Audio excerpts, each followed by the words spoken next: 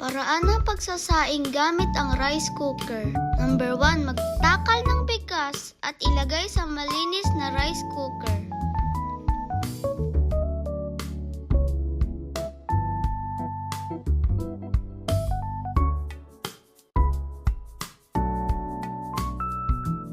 Number 2, hugasan itong mabuti.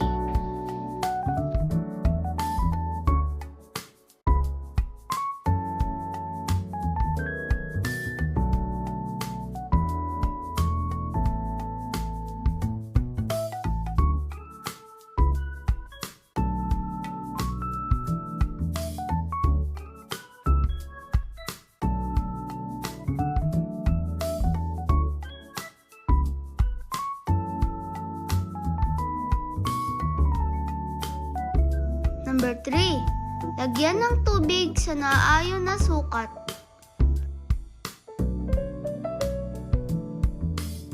Number 4, takpan at isaksak ang rice cooker at antayin maluto.